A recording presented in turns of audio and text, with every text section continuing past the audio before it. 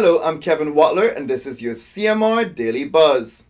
Most COVID-19 restrictions in the Cayman Islands will be going away on Wednesday, August 24th. The announcement was made at a press conference Friday afternoon. Here's a short clip from the announcement. Now, I want to give you a very brief overview of the changes. And firstly, all restrictions in respect of those traveling to or within the Cayman Islands have been removed. This means travelers are no longer required to apply for a travel declaration, will no longer, as of the 24th, be required to apply for a travel declaration, travel request, or show proof of vaccination upon arrival in the Cayman Islands. Secondly, there will no longer be a requirement for people to test once they have completed their isolation period, having been found to be infected. However, all persons who have tested positive are required to isolate for a period of not less than 7 days. Thirdly, close contacts of people testing positive for COVID-19 can continue to work, attend school, given on the basis that they complete a daily lateral flow test and obviously obtain a negative result. Now, the control and management of COVID-19 regulations that will no longer remain in effect as of August 24th are as follows. There are no longer any restrictions on public gatherings, whether land or sea, indoors or outdoors.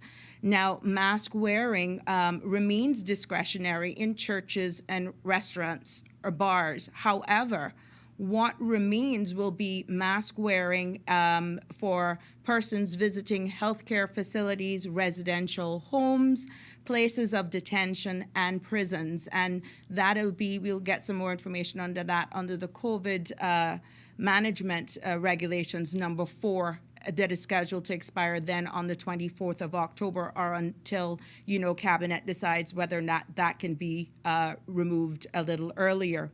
Now, restrictions around sporting activities, public transport, scuba diving, hookah, shisha pipes, boating, fishing, travel between the islands have been repealed in the proposed coming regulations. That means we have returned the responsibility to the people of the Cayman Islands and expect that each of us will remain cognizant, nevertheless, of COVID-19 as we perform in our day-to-day activities.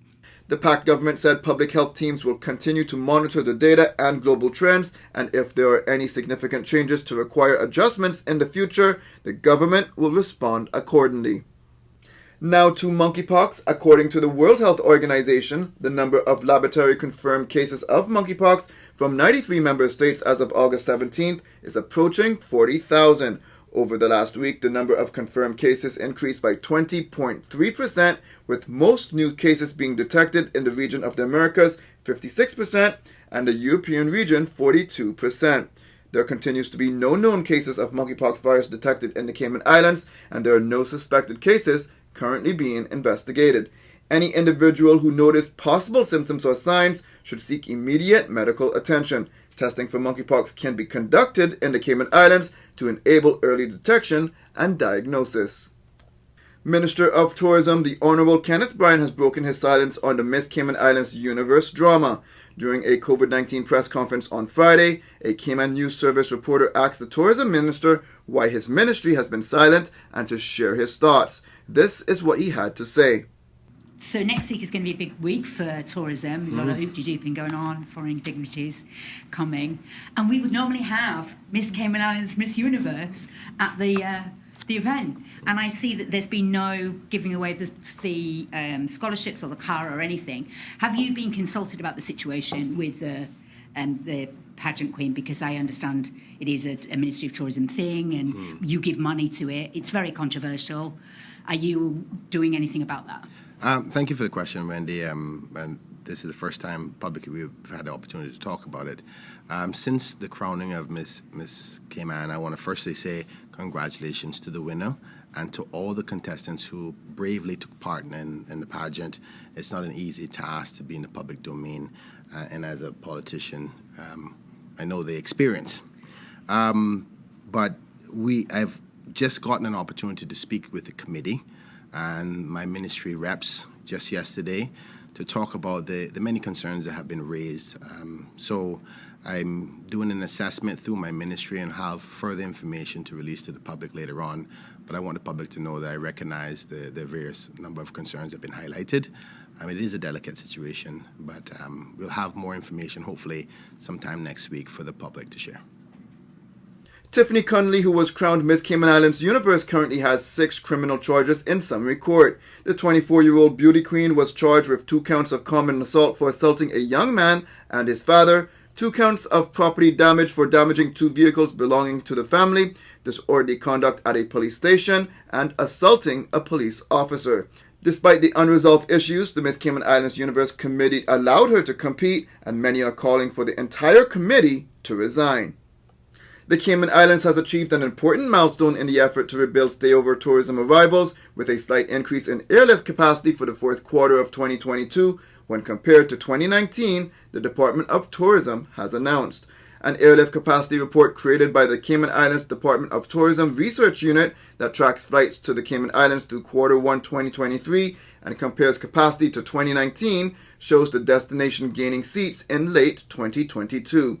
The report shows an increase of 1,253 seats in the fourth quarter of this year, representing a 1% increase in capacity over quarter 4 2019 and is positive indication of tourism restoration moving towards 2023.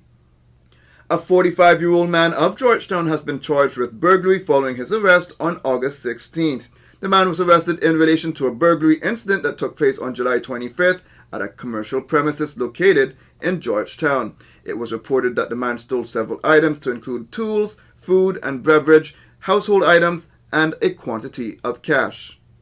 Police continue to look for Luisto Eusebio Hernandez in relation to firearm offenses. He is considered armed and dangerous and should not be approached. If seen, call 911 immediately.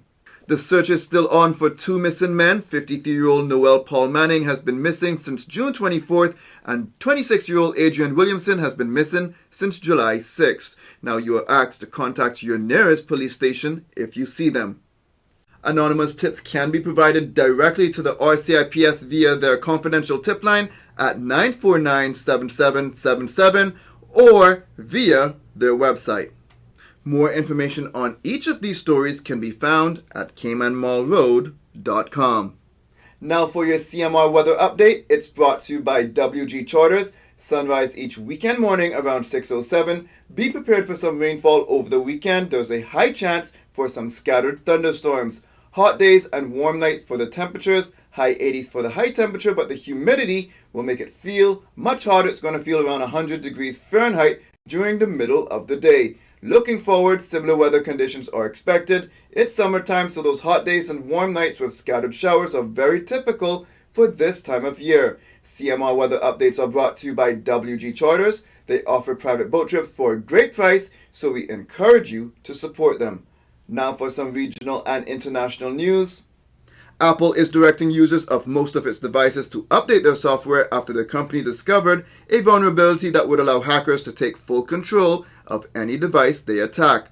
Apple said the vulnerabilities give hackers the ability to take control of a device's operating system to execute arbitrary code and potentially infiltrate the devices through maliciously crafted web content. The news comes as Apple is due to launch the new iPhone 14 on September 7th. 4 Belizean police officers have been charged with manslaughter after detainee 20-year-old Derek died in a prison van after being left there for 13 hours. The prison van was taken to a police station where it was parked, but was never taken out of the van and placed in a cell block. All 4 faced charges because they all knew was in the van, but none of them followed up, and he was found dead 13 hours later. Commissioner of Police Chester Williams said the men would have to face some consequences, and they were charged after a file was prepared and sent to the Director of Public Prosecutions.